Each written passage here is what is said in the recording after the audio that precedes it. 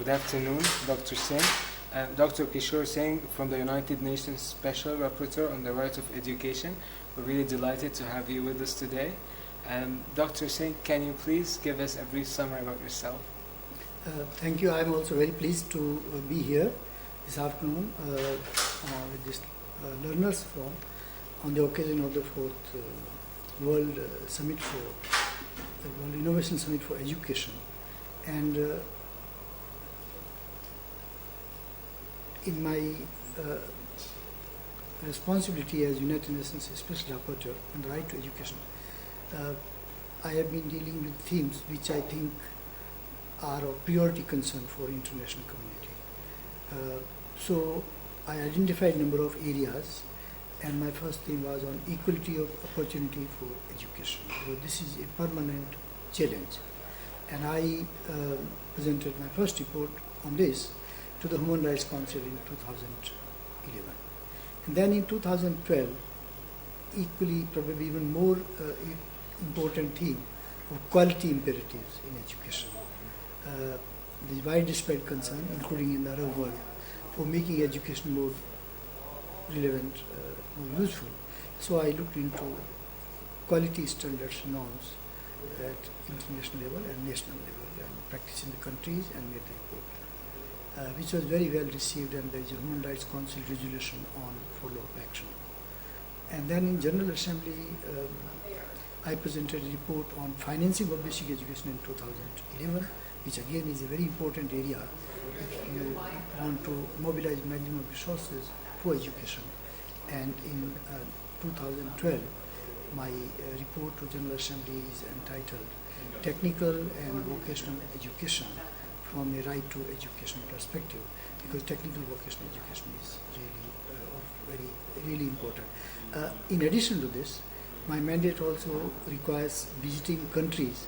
So I've been to a number of countries to examine the situation of right to education in those countries and make recommendations for fostering better realization of right to education, and participating in various events relating to education. For example, this WISE here in Doha. Right. So, sir, we've talked together before about how can quality be measured. So how do you think quality can be measured in education? Is it by financial resources? Is it by how good students perform? Is it by teacher performance? How do you measure quality? Yes, I think it's a good question, because my report on quality education basically centers around the importance of national level norms and standards for quality. So in the first place, I think what we need to really understand and lay down system is that of different levels of quality. For example, the student-based quality. Today, there is so much concern by poor learning achievements. So how can we foster better achievement, and how can we therefore measure students' learning achievement?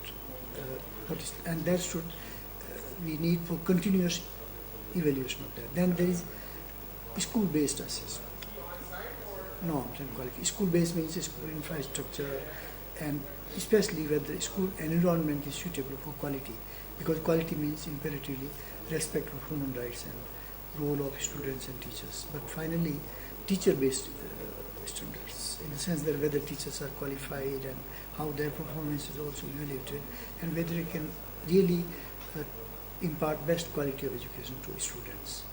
In all this, the important thing is, as you mentioned, how we measure.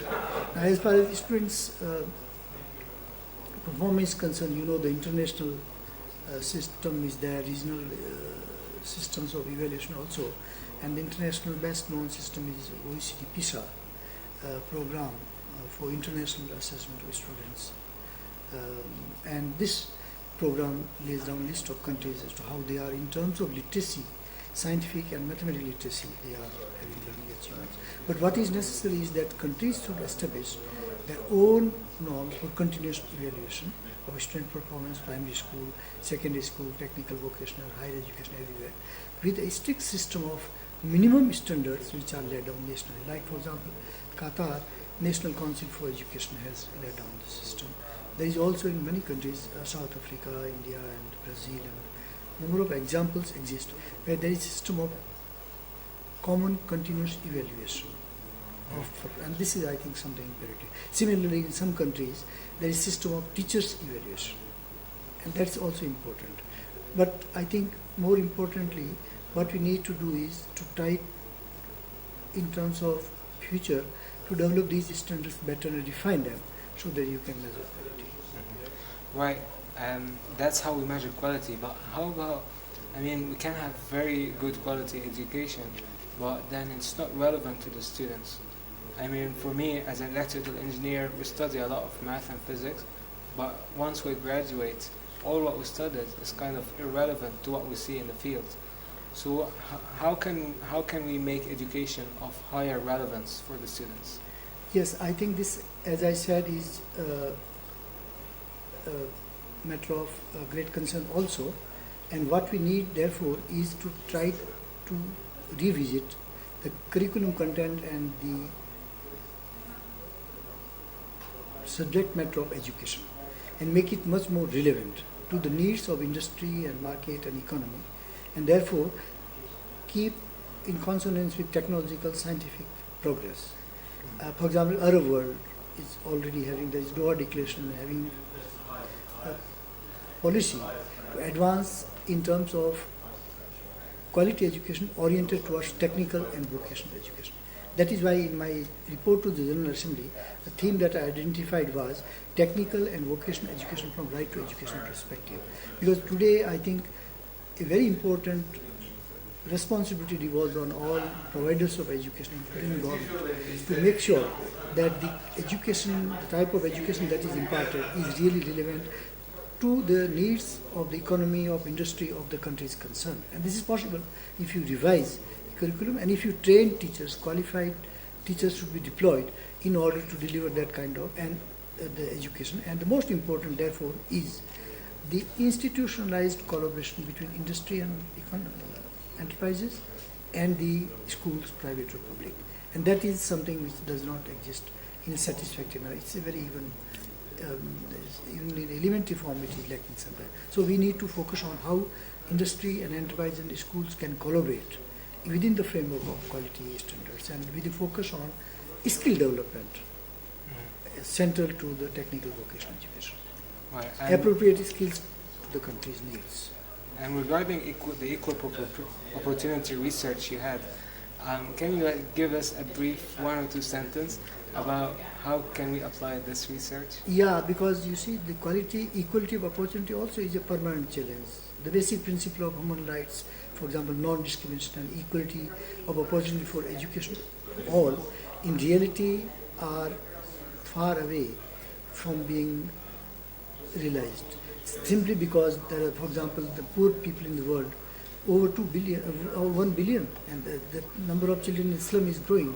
The poverty. So the initiative by Her Highness Sheikha Musa Albin is very relevant in today's world, because we need to put an end to marginalization and create opportunities for all on an equitable basis. And for this we need to have specific scholarship schemes, support social protection measures, and therefore a range of national norms and standards which will enable to advance both in law and in fact towards a genuine equality of opportunity for all, which remains an ideal but far from being practiced. Right. Dr. Singh, we're really delighted to have you today. Thank you very much for all your words of wisdom, and we hope we can meet you in future events. Thank you very much. I should thank you, and I wish your organization all success. You bring so many bright young students, such great talent, and I hope that this talent will flourish and contribute effectively to national building. Thank you very much, sir.